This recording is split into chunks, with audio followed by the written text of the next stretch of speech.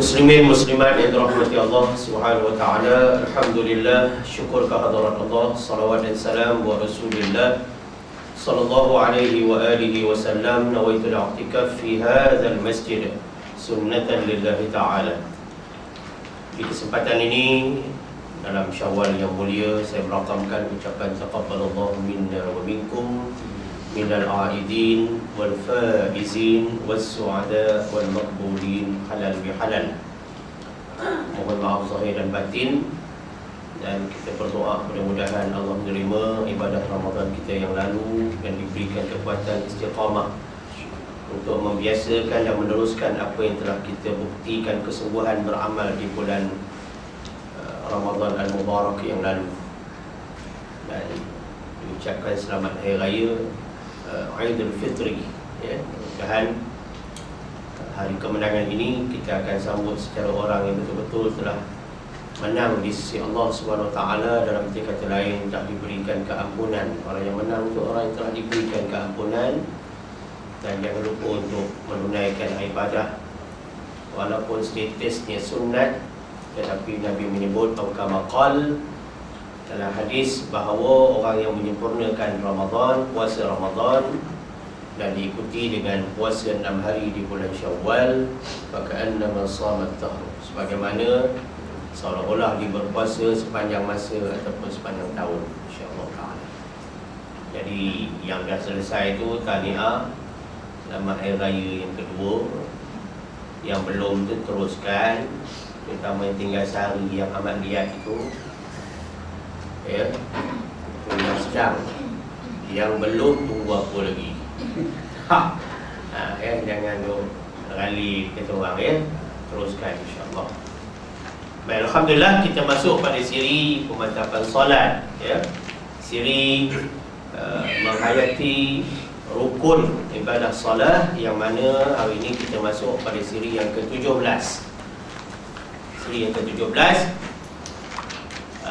Pada siri yang lalu, siri yang ke-16, kita hampir menyudahkan tajuk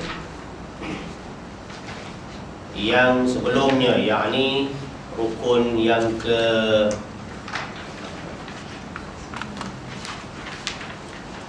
ya.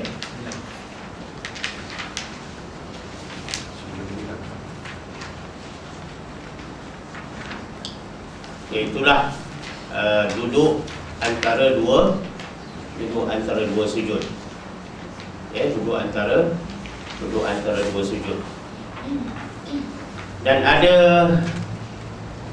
pengukuhan fakta dari segi amalinya, dan saya akan tunjukkan nanti di sini sekejap ni, iaitu cara duduk antara dua sujud ini.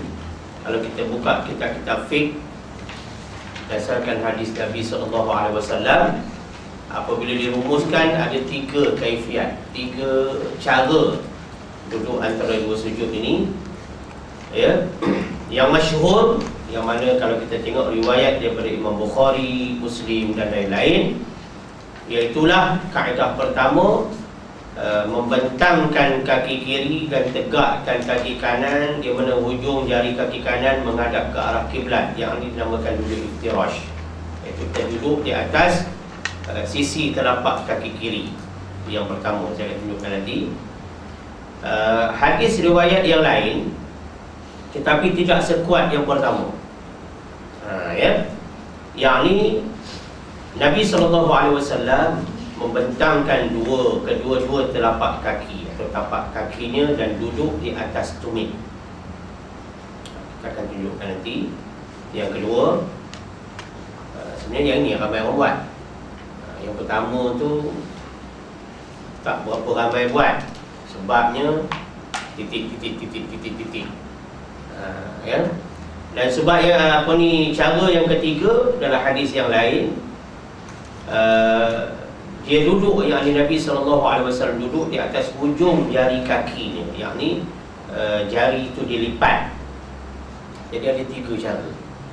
Dan ketiga-tiga cara ni dalam rihlah ilmu dan dakwah saya di dalam dan di luar negara, saya dapat perhatikan di kalangan ulama, bukan di kalangan awam. Kita nak tengok ulama yang buat. Memang saya jumpa, ya, ulama daripada Yaman bagaimana, daripada Madinah macam mana, daripada negara-negara Islam yang lain macam mana. Jadi saya nak rangkum dan simpulkan, ya, dan kumpulan ulama yang mana yang buat macam ni lebih kurang. Baik, cara yang pertama yang dikatakan duduk iftirash, dengan izin, ya, saya minta maaf membelakangkan tuan-tuan sikit untuk rakaman ni. Jadi kita bentangkan kaki kiri duduk atas dia, sisi telapak kaki kiri, dan kita tegakkan kaki kanan, lipatkan. Baik lelaki maupun perempuan, inilah duduk yang afdal, duduk yang utama, yang dinamakan duduk iftirash. Ini memang kena tegakkan betul-betul. Latih kan ni, latih. Kalau anak kita tu latih kan daripada kecil. Kepak, bukan kepak lah, ya. Tekankan betul-betul, dirikan, pacakkan dia, dan ini lipat. Ini namanya duduk iftirash. Ini yang masyhur dan yang afdal. Inilah dia. Itu yang pertama. Yang kedua tu, yang kurang masyhur tapi ramai orang buat. Dia lipatkan dua kaki, lipat, dan duduk di atas tumit. Ini tumit. Tumit kiri kanan ni dia bersilang macam rehal tu. Duduk. Ini lipatkan. Di luar, di dalam, lipatkan duduk begini. Ini ramai orang buat cara macam ini. Tapi yang afdal yang pertama tadi, yang ni ramai orang buat. Dan di kalangan ulama yang mazhab Maliki khasnya, yang saya jumpa, jadi ramai yang buat cara yang ketiga, iaitu duduk di atas hujung jari kaki.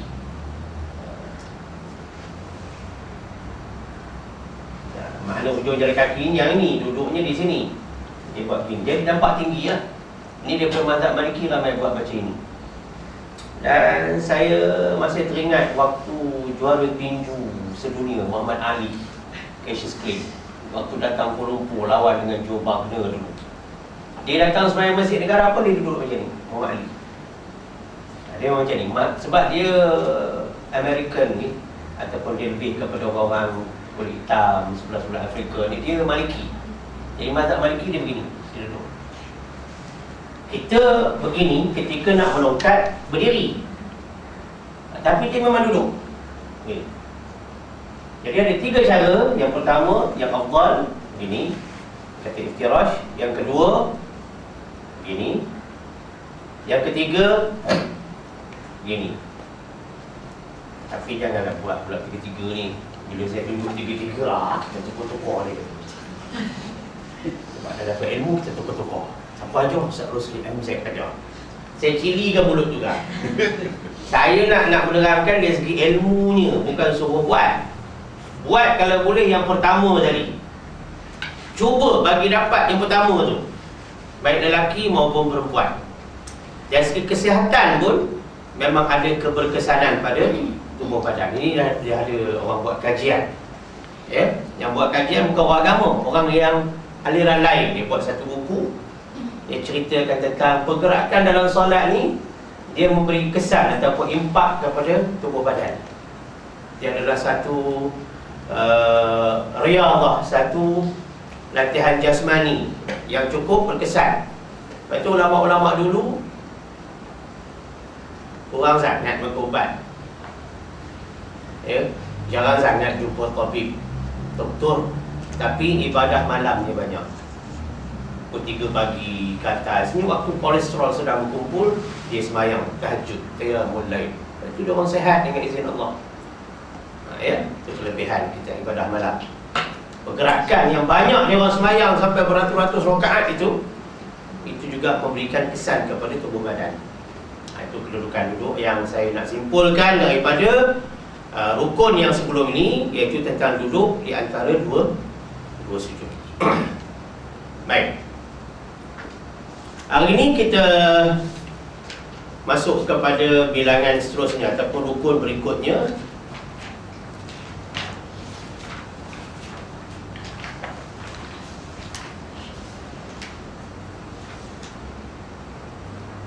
Kalau ikut kertas kerja kita, rukun yang ke 9 ya. Rukun yang ke 9. Wattasi'uha, dan rukun yang ke 9.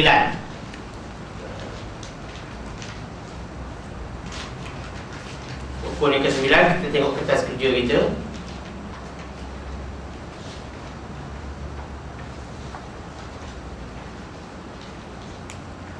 Duduk tasyahud akhir. Duduk tasyahud akhir. Sedangkan kitab dia kata al-julusul akhir. Al-julusul akhir ay alladhi yaqibuhu as-salam. Duduk yang terakhir. Dia ada satu orang kata salam yang terakhir. Itu tak boleh pakai tu. Duduk yang terakhir iaitu alladhi yaqibuhu as-salam, iaitu duduk yang mengiringi salam. Bila kita duduk aja, maknanya kita nak lafazkan salam lah tu. Maknanya kita nak keluar daripada sembahyang. Ya. Itulah dia kata duduk tasyahud akhir, duduk yang mengiringi salam. Ya. Dalam kitab yang lain pula disebut kita ambil keberkatan baca kitabnya. Itulah wattasi'uha al-julusul akhir. Yang rukun yang ke-9 ialah duduk terakhir. Cakap Arabnya al-akhir, ya, duduk yang akhir, al-julus al-akhir. Ay al-waqi'u akhir kulli salatin fayashmalu julusa nahwi subhi muntasibah. yakni duduk yang terjadi, al-waqi' yang berlaku, ya, di akhir setiap sembahyang, akhir kulli salat. Maknanya kita duduk yang akhir tu mengakhiri solat, maknanya yang salam lah. Kalau kita sembahyang tarawih, kita ada 10 salam, patutnya semua duduk yang 2 rakaat tu duduk tasyahud akhir, bukan duduk tasyahud awal. Tapi ramai orang buat duduk tasyahud awal. Kadang-kadang tukar-tukar pula apa punggung dia, 2 rakaat tasyahud awal, 4 rakaat tasyahud akhir, 6 rakaat mana dia belajar pun tak tahu. Sebenarnya tidak begitu. Duduk yang mengiringi salam, duduk tasyahud akhir. Jadi kita mazhab Syafi'i patutnya semua duduk cara tasyahud akhir, bukan yang macam saya tunjuk tadi. Itu duduk tasyahud awal dan duduk antara 2 sujud. Kena faham, ya? Maka yang dikatakan dapat mencakupi duduk ni sebagaimana duduk sembahyang subuh. Sembahyang subuh ni 2 rakaat. Dia tak ada duduk tasyahud awal, terus dia duduk. Duduk tegak macam tu. Muntasibah. Duduk. Walau kana tawarrukan, walaupun berupa duduk tawarruk. Duduk tawarruk ni duduk di mana papan punggung kita yang sebelah kiri atau pangkal paha kita. Pangkal paha tu ialah papan punggung, ya, yang sebelah kiri berada di atas tanah. Selalunya berat belah kiri. Sebelah kanannya papan punggung dia terangkat sengit sikit, kan? Jaranglah orang boleh duduk atas dua-dua papan punggung kalau duduk tawarruk ni. Sebab tu duduk tawarruk ni duduk yang duduk di atas papan punggung ataupun pangkal paha, ataupun duduk yang tidak beralas. Berbeza dengan iftirash yang 3 cara tadi, semua papan punggung kita tak kena bumi. Sebab tu iftirash beralas, duduk berlapik, iaitu dengan kaki kita. Cara 3 cara tadi. Kita kena faham tu, ya? Saya dulu mengaji juga, belum kecil-kecil tu, mana ada ustaz-ustaz cerita macam ni. Tengok je lah lebih kurang. Kalau ada drawing dalam buku tu, tengok gambar tu, dia bulat je dekat kaki, dia bulat je dekat punggung, ya? Kita pun bulat, mata tak faham, buat jugalah sampai tua pakai ilmu itu. Sebab itu jahil. Bila sembahyang tarawih tak betul cara, Ya, dalam banyak rakaat tak betul tu. Qiyamul Lail pun duduk tak betul cara, dan sunat pun tak betul cara, sebab tak belajar sungguh-sungguh. Karena masalah ni, yang mengajar tu pun tak sungguh-sungguh. Minta maaf Ustazah. Kalau nak mengajar fiqah, dia tak macam ceramah umum. Ceramah umum ramai orang suka, tapi fiqah ni tak ramai orang suka nak mengajar, sebab nak kena betul-betul bersedia. Kalau tidak, nanti orang akan guna benda yang kurang tepat yang kita sampaikan. Bila benda itu kurang tepat, kaedah mengatakan tidak dinamakan ilmu yang bermanfaat, yang boleh menyelamatkan kita di akhirat, di mahsyar nanti, di alam barzakh, di alam kubur. Di antaranya adalah ilmu yang bermanfaat, yang orang guna apa yang kita cakap, kita ajar, kita sampai.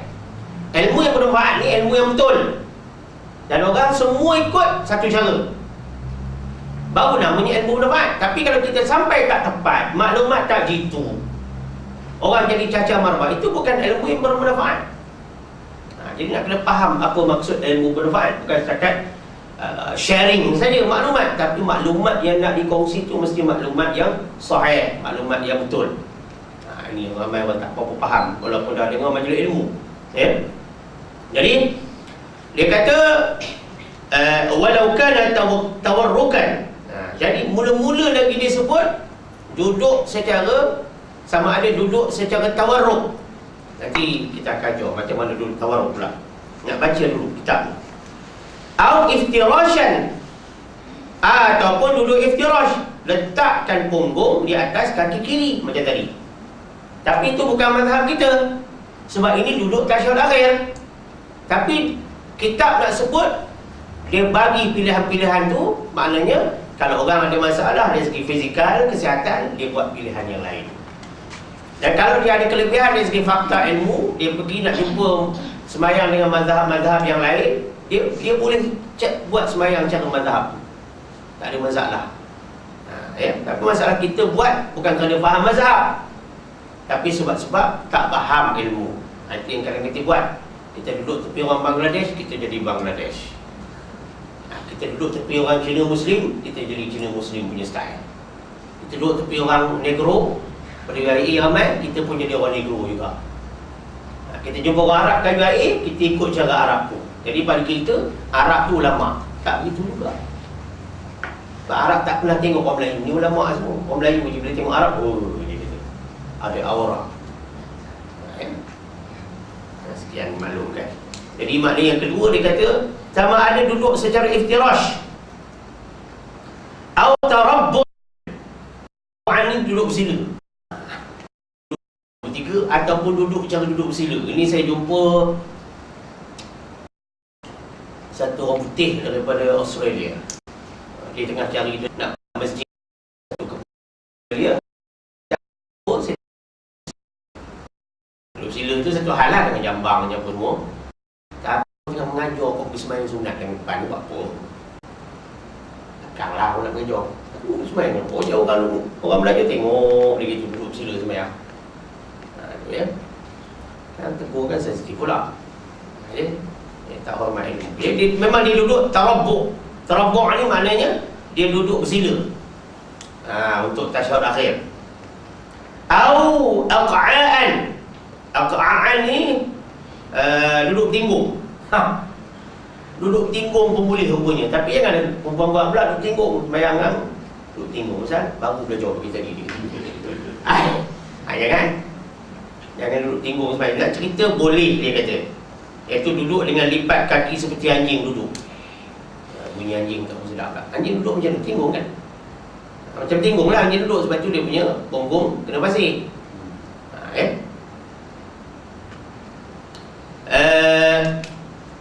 Au mamdudatan rijlahu, atau dia duduk dengan cara memanjangkan, dia belunjur kedua kaki. Ada juga duduk sini, apa duduk begitu. Nanti kan saya duduk apa dia panggil duduk mamdudatan rijlah. Dia duduk, dia belunjur ke depan. Oh, kita ada juga buat. Ini yang jenis nakal-nakal, kaki kena bersimin. Tongkat letak tepi. Ada ni, ya. Tapi kalau nak duduk cara sembahyang macam tu, sembahyang cara duduk macam tu, ada kaki tu, awak duduk tepi lah, tepi dinding. Kalau kaki awak yang kanan nak melunjuk, awak cari dinding kanan. Biar kaki tu berkawan dengan dinding, jangan berkawan dengan kepala orang sebelah. Kalau kaki awak kiri yang nak melunjuk, awak duduk dekat dinding kiri. Jangan sembahyang tengah-tengah. Nanti awak nak sujud, tengok kaki sebelah kanan aku. Tak sedap, kaki awak yang melunjuk. Jadi jangan. Kau nak sembahyang melunjuk, kerana uzur, cari dinding. Jangan sembahyang tengah-tengah. Ya?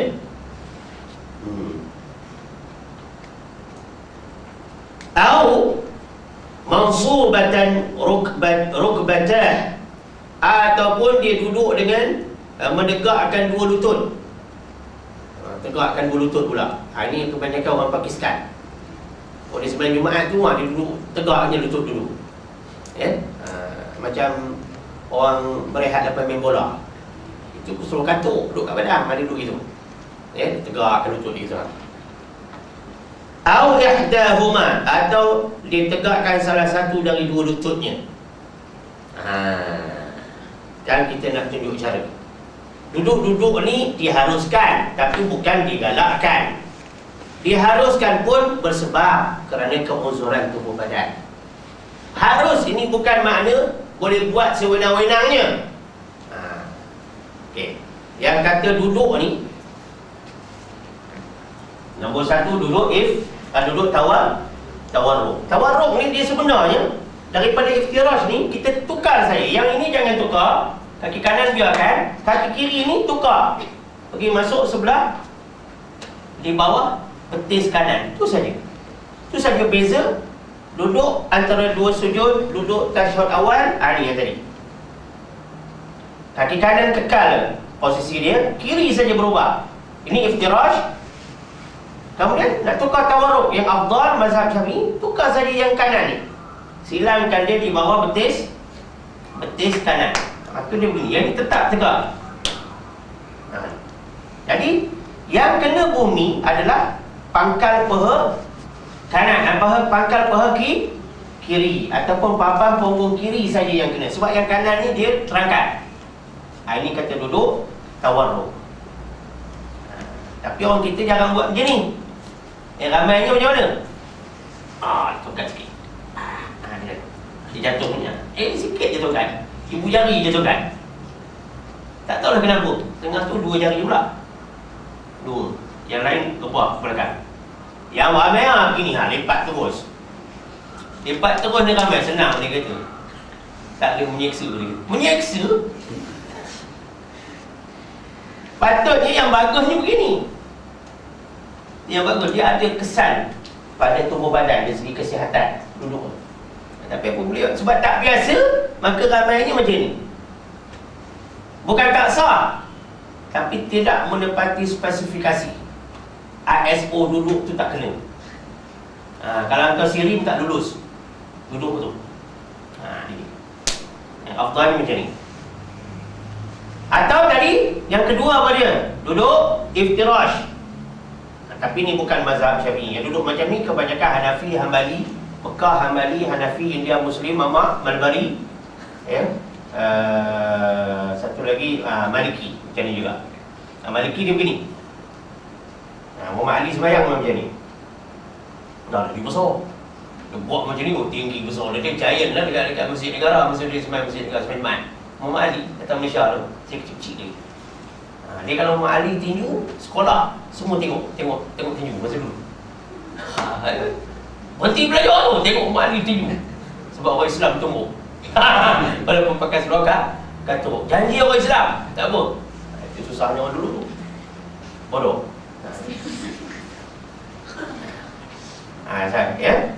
Satu mana dia begini. Yang kedua iftirash tadi. Mana iftirash? Gini. Atau gini. Atau gini. Ni. Tapi ni bukan mazhab kita. Atau dia kata apa? Duduk bersila. Duduk sila tu. Tasyak kan? Bersila. Ni macam orang Australia saya sebut ni. Pakai jubah. Duduk ni. Atau melunjuk. Sedap tu melunjuk. Hai sedap. Duduk gini ya. Pakai melunjuk gitu. Sementara 20 rakaat begini gitu. Ya. Mungkin dia punya apa? gout tu hilang sikit ke begini lah, dia begini. Tapi ada juga yang menunjuk kaki sebelah pun ada begini. Ada juga ada yang menunjuk kaki sebelah begini. Satu. Kemudian duduk tinggung. Allah. Yang tinggung. Itu. Ataupun duduk dengan mendirikan dua lutut. Ini kata Pakistan. Pakistan pergi semain-main memang duduk macam ni. Kita tengok boleh dia style dia gitu. Atau dia jatuhkan satu. Sementara kapet tak kering kat luar tu. Sama ada. Begitu. Ini praktikal dalam kitab teorinya tadi. Tapi janganlah pakai buat macam ni pula. Yang ni orang tak sikit rukuk apa? Mana? Bayar lepas. Bayar lepas. Oh, airport, ingat airport bayar lepas. Ada orang bayar lepas ni, dia lepas satu sini, dia naik ni. Orang Sabah pula, Sabahan tu, macam ni pula kan. Semua nak implement ilmu, pakat-pakat lain-lain style mereka. Saya datang, saya rotan kepala seorang-seorang. Saya tak ajar begini, cuma nak bagi maklumat saja. Saya terang sebab benda ni tak ada dalam kertas kerja saya, ini dalam kitab. Jadi saya kena huraikan benda tu. Sebab tu mengajar fiqah bukan semudah berceramah umum, semudah tafsir. Fiqah ni dia kena banyak kita buat umum, supaya orang tidak terlepas pandang maklumat. Okey. Kita teruskan. Masih lagi dalam perbincangan duduk tasyahud akhir, atau dalam mazhab kita Syafi'i kita katakan duduk tawarruk. Kalau kita tengok kertas kerja, baru nak tengok kertas kerja kita. Hukum duduk tasyahud akhir adalah fardu ataupun rukun kerana ia merupakan tempat untuk 3 fardu. Dalam duduk tasyahud akhir itu ada 3 fardu yang lain yang berbentuk bacaan. Itulah bacaan tasyahud akhir, salam yang mengiringi, solawat yang ke atas Nabi SAW yang mengiringi tasyahud akhir, salam yang pertama, lafaz salam yang pertama selepas daripada selesai bacaan tasyahud akhir. Ini 3 rukun yang ada dalam satu duduk. Itu maknanya duduk untuk 3 fardu. Fardu apa? Dalam bentuk rukun qauli, rukun bacaan. Duduk ini sama hukumnya dengan berdiri betul untuk membaca surah Al-Fatihah. Ia adalah rukun fi'li. Maknanya dia segi yang kata sama tu dari segi perbuatan. Kalau baca Fatihah berdiri, kalau 3 rukun bacaan yang tadi duduk. Itu maksud dia. Seperti juga rukuk, i'tidal dan sujud. Pengertian duduk tasyahud akhir ialah duduk secara tawarruk. Sekarang dah nampak lah sebab saya dah praktikalkan tadi. Iaitu duduk dengan mempertemukan punggung kiri dengan tanah dan menegakkan telapak kaki kanannya ke semua hujung jari tangan kiri separas dengan kepala lutut kiri. Ini kedudukan jari jemari. Dan hujung jari telunjuk kanan separas dengan kepala lutut kanan. Maknanya begini, kalau kita duduk tawarruk di pandangan sisi depan pula.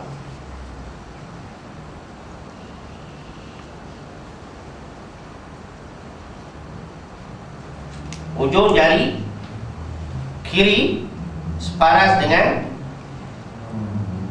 hujung kepala lutut. Mana ni keterangannya sama macam duduk antara 2 sujud dari segi perbuatan jari. Cuma duduk antara 2 sujud kita tak terang tentang genggam jari. Tapi dalam duduk tasyahud awal, walaupun cara antara 2 sujud kena masuk keterangan jari, sebagaimana sama keterangan jari, kedudukan jari kanan khasnya untuk duduk tasyahud akhir. Cuba dengar baik-baik ayat satu supaya tak silap sebut tu term situ. Jadi ini kiri, kanan yang jadi penentunya adalah jari telunjuk ni. Dia separas dengan hujung kepala lutut kanan. Kalau angkat dia separas separas, jangan terlebih. Ini joran tim. Orang mancing ni kan macam orang mancing. Lutut kanan juga. Dia bukan begini, bukan terlebih pada lutut. Separas dengan kepala lutut, ujung jari telunjuk kanan ni jatuhkan. Bila duduk tasyahud akhir saja, terus genggam. Duduk tasyahud awal saja, terus genggam. Bukan begini dulu, ada separuh jalan at-tahiyyah baru nak genggam. Tak betul. Duduk aja tasyahud awal, tak, terus genggam. Tasyahud akhir, duduk saja, terus genggam. Mata tengok tempat sujud, kedudukan kepala kita sedikit tunduk. Ya. Tunduk sikit. Jangan tegak gitu. Atau terlalu dulu tengok pula. Tegak badan, sini tundukkan sikit, tengok tempat sujud. Ketika mula membaca tasyahud. Beginilah kedudukan dia. Kalau tasyahud akhir, kalau tasyahud awal tegak. Kedudukan pun begitu, kepala tengok tempat sujud. Kalau duduk antara sujud, bezanya ini lepas, tegak, kepala tetap tunduk. Duduk antara dua sujud, duduk tasyahud awal, duduk tasyahud akhir. Kedudukan kepala tunduk. Okay.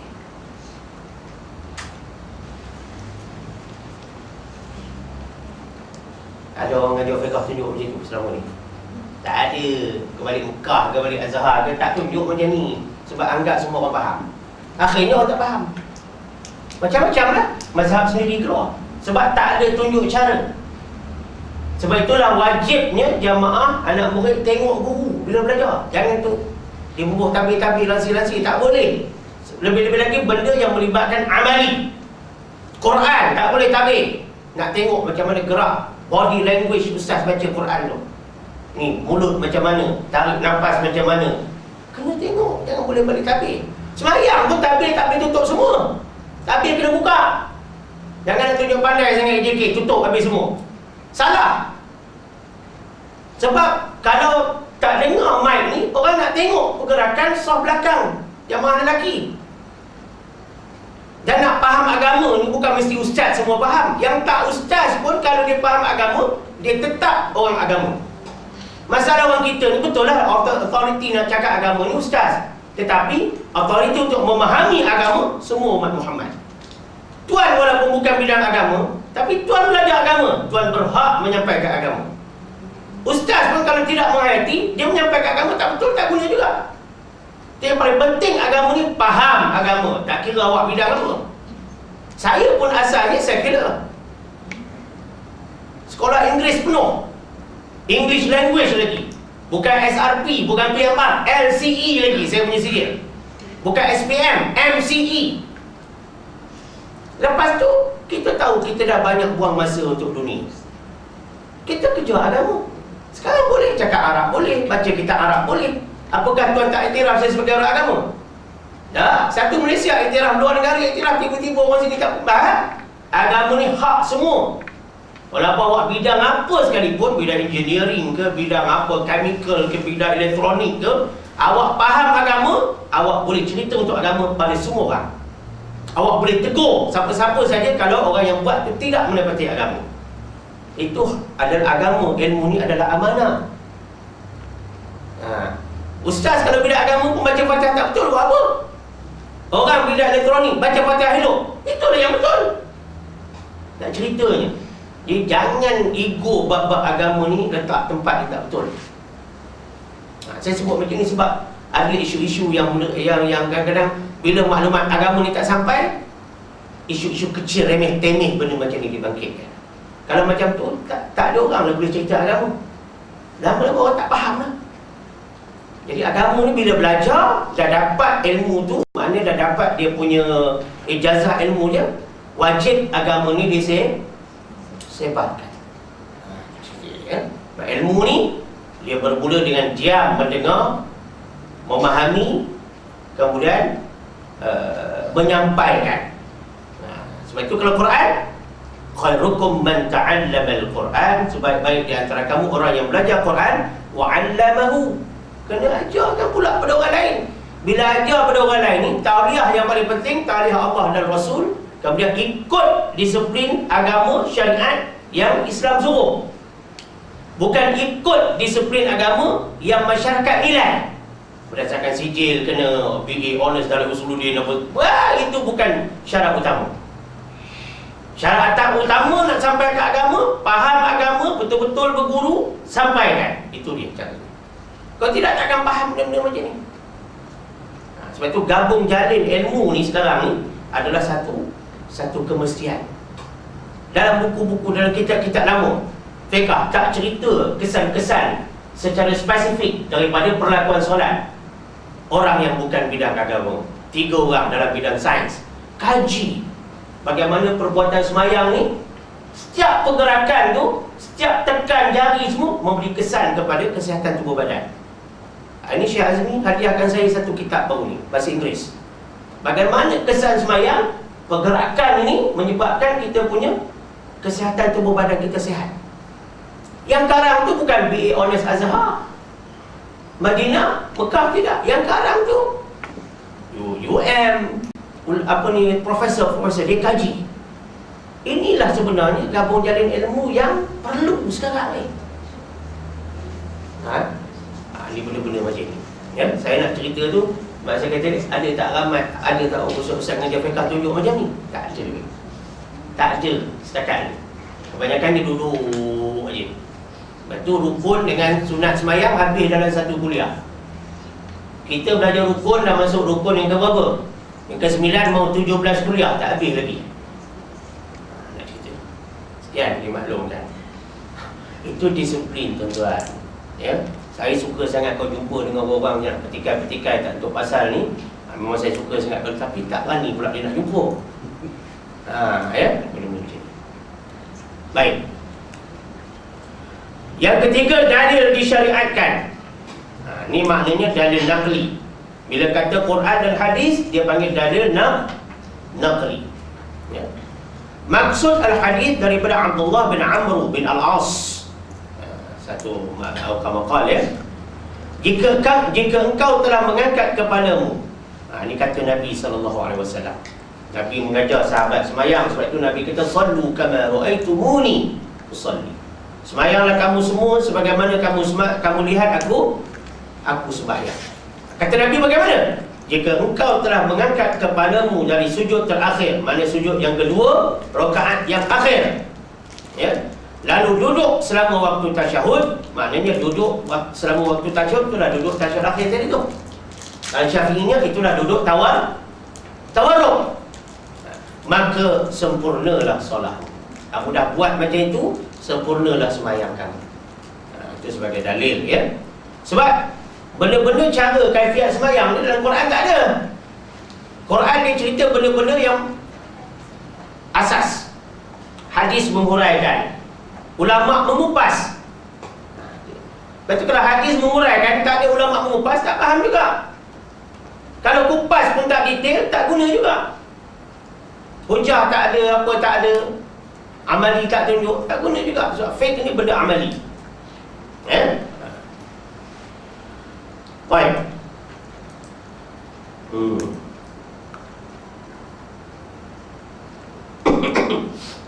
Di sampah sini, syarat-syarat sah duduk tasyahud akhir menurut mazhab Syafi'i. Apa syarat dia?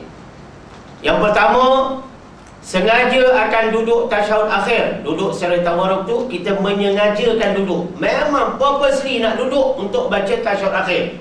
Bukan duduk tu saja-saja ataupun tak sengaja, coincidence, cara kebetulan, tak. Duduk memang duduk untuk tasyahud akhir. Itu yang pertama. Yang kedua, tidak duduk dalam keadaan condong ke hadapan. Jangan duduk tu kita membungkuk ke hadapan. Jangan kita duduk tasyahud akhir kita terlampau bungkuk ke hadapan.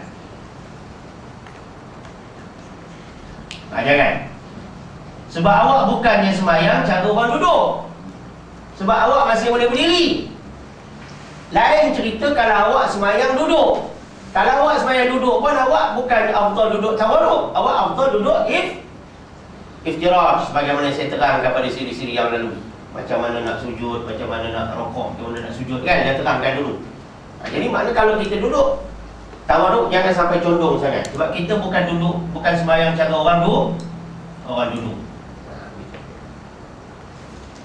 Itu maknanya jangan condong ke hadapan. Ya.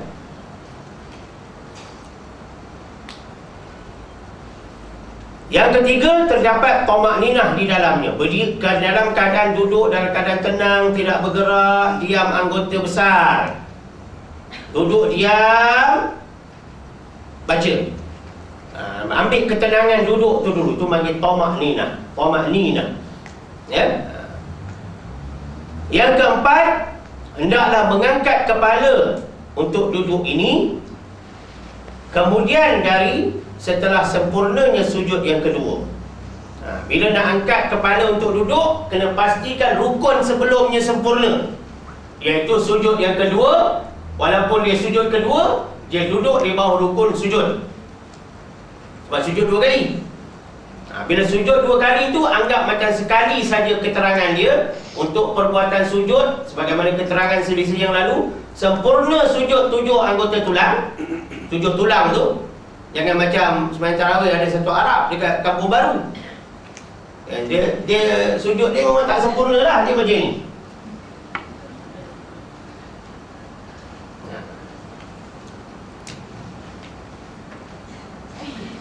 Arab dia, Arab. Mana Arab ni pakai jubah. Kupiah tak pakai dah, Arab memang nak pakai kupiah. Man from Atlantis.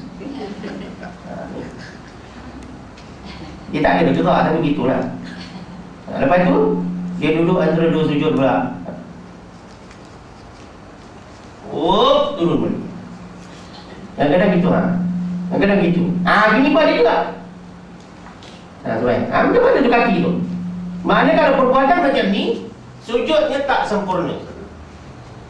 Saya waktu tu dengan salah seorang anak murid saya kata, hantar ambil handphone akak, nanti masuk dalam punya laptop. Memang dia begini. Nak tunjuk Arab sembahyang. Itu maknanya sujud tak sempurna. Tiba-tiba dia angkat kepala untuk duduk, takkan sah dia punya duduk tasyahud ni, kerana dia punya sujud tak sempurna. Kita faham. Ini berlaku Ramadan baru ni. Berapa puluh rakaat dia sembahyang sunat, tak tahulah 10 isyak tu. Punya rajin ni. Tapi begitulah caranya. Dia angkat takbir je, anak pemula Fatihah. Nak tengok berapa laju dia punya speed. Anak tinggal ke auzubillah, anak terus bismillah dengan 3 wakaf. 3 wakaf dengan kaedah laju anak baca. Nak tengok berapa laju dia. Anak baru ayat kedua dia rokok dah. Allahu Akbar. Bismillahirrahmanirrahim. Alhamdulillahirabbil alamin arrahmanirrahim. Dia rokok. Laju betul barang ni. Itu cara laju tu. Mana apa dia baca? Agaknya dia Allahu Akbar macam biasa. Macam biasa. Allah macam biasa. Ini macam biasa. Macam doa lepas azan, doa lepas iqamah, kan doa laju.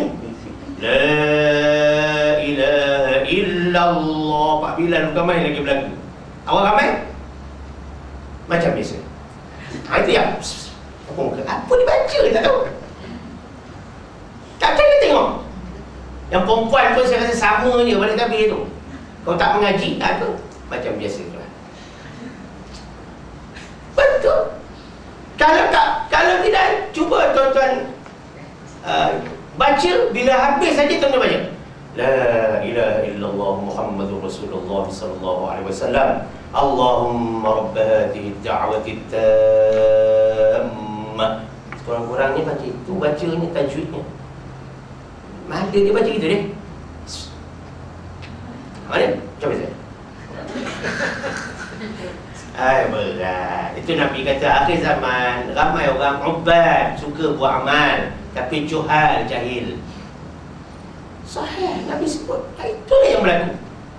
Ialah doa sunat. Biar sunat, kalau sunat tak betul, yang fardu pun tak betul lah. Fardu tak betul apa? Ya Arab baca Fatihah tadi. Sunat tak betul, yang doa lepas azan tadi. Habis tak betul orang kita beramal. Ceramah umum suka dengar, forum perdana suka dengar, qiyamul lail malas datang. Baca Quran takut datang.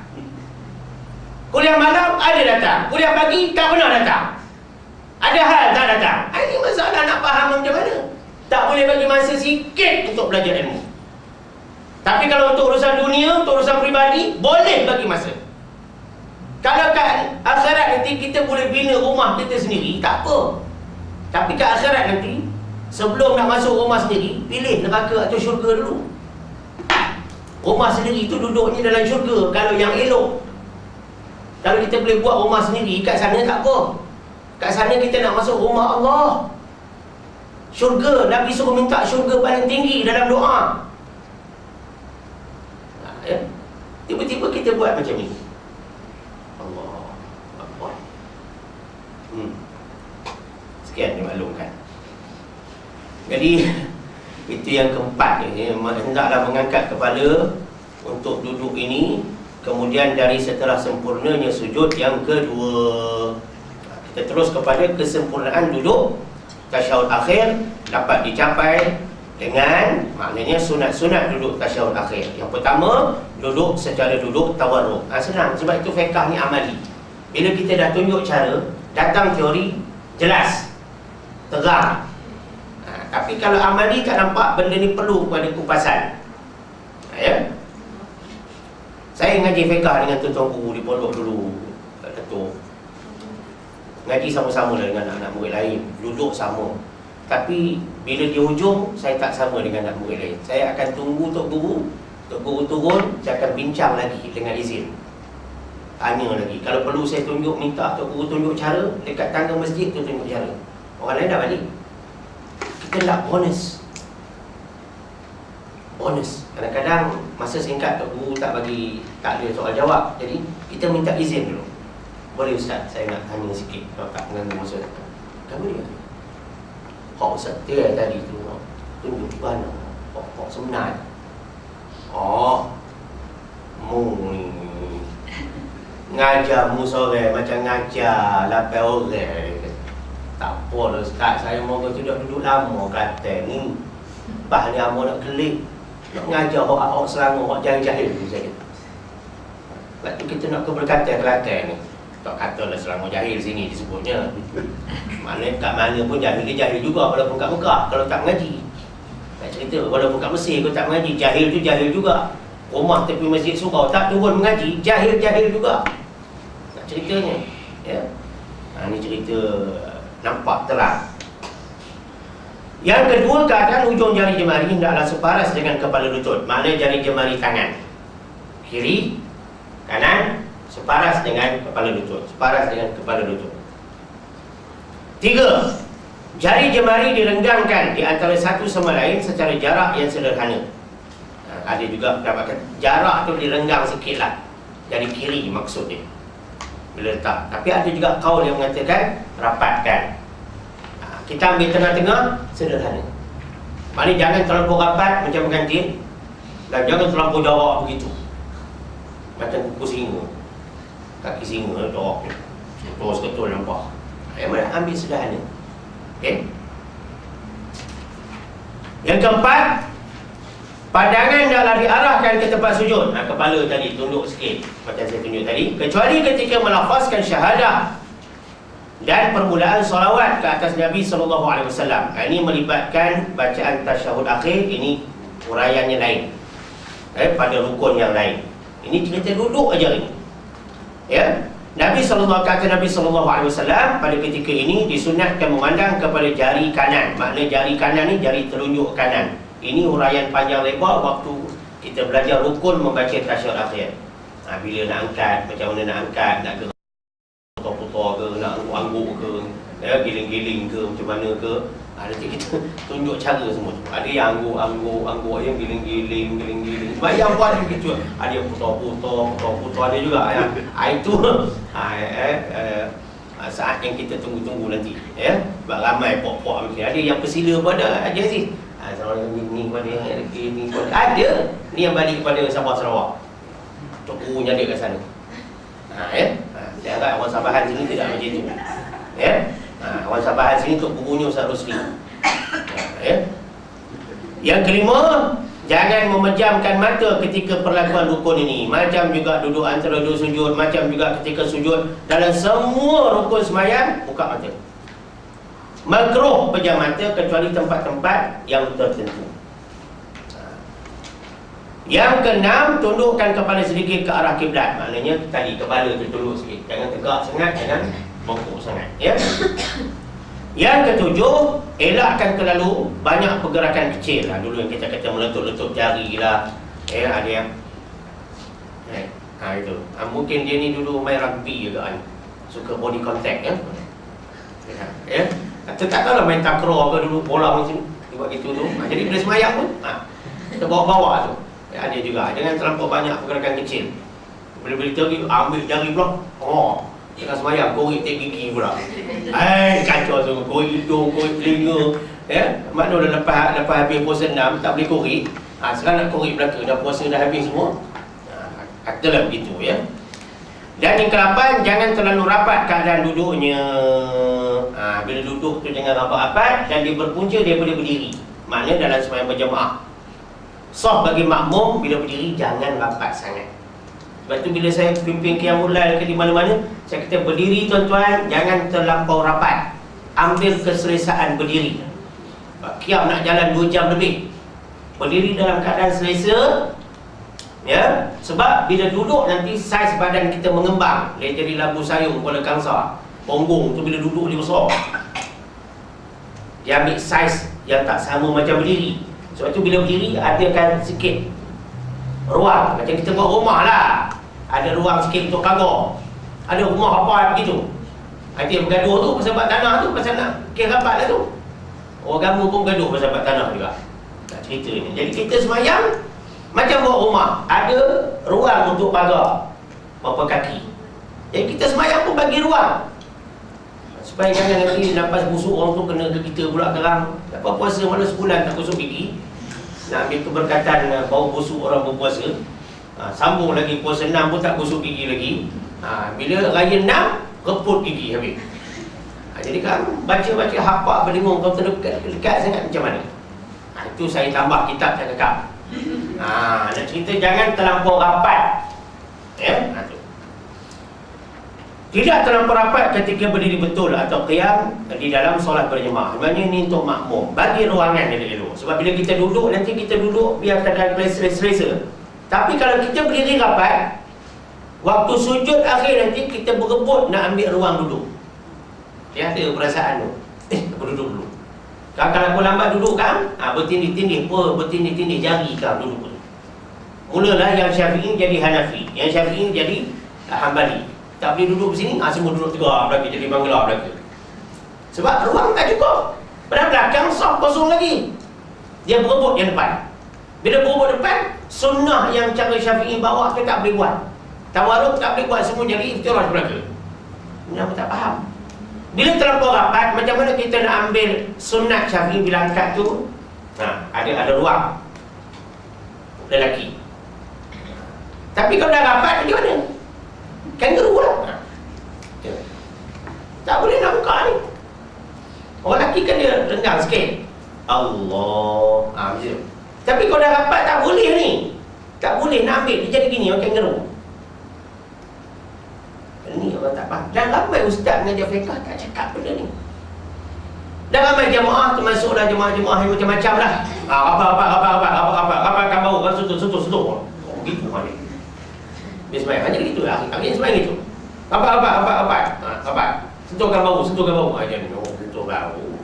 Seorang bau tinggi, seorang bau rendah. Kena ketiak bau lah. Dia ni angkat. Macam gitu. Dia gitu semua. Semua yang ada sengit begini buat dia.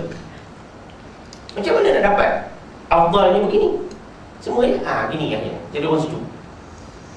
Sebab kes berdiri itu tak faham. Pasal apa? Sebab orang mengurai fiqah ni tak ramai yang hurai betul-betul. Asal kuliah fiqah aja pun dah 1000 rahmat. Sebab banyak tempat tak ada langsung kuliah fiqah. Jadi seolah-olah fiqah semayang ni macam lepas saja. Sekolah rendah dulu dah belajar, anggap faham saja. Dah tengok mak ayah, atuk nenek dah semayang, cukup saja. Dah pergi Mekah tengok Arab semayang, ambil saja. Inilah penyebabnya kejahilan kejahilan berlaku, ya, dalam masalah ibadah solat. Dan tajuk ini masih belum habis lagi, sebab ada lagi kandungan kitab yang saya nak kongsi bersama dari segi duduk tasyahud akhir ni. Kita akan sambung sedikit rumusan duduk tasyahud akhir ni pada siri yang ke-18 akan datang dalam perbincangan rukun yang ke-10, yakni membaca tasyahud akhir pada siri yang ke-18 akan datang. Alhamdulillah, wallahu alam, yang baik daripada Allah. Silap kelemahan saya sendiri. Wabillahi taufiq wal hidayah. Wassalamualaikum warahmatullahi wabarakatuh. Bismillahirrahmanirrahim. Allahumma arhamna bil Qur'anil Karim waj'alhu lana imaman wa nuran wa hudan wa rahmah. Birahmatika ya arhamar rahimin. Walhamdulillahi rabbil alamin. Subhanallah bihamdihi, subhanakallahumma bihamdik, asyhadu an la ilaha illa ant, astaghfiruka wa atubu ilaik. Bismillahirrahmanirrahim. Wal 'asri innal insana lafi khusrin illa alladhina amanu wa 'amilus shalihat wa tawasaw bil haqqi wa tawasaw bis sabr. Shadaqallahul 'azim.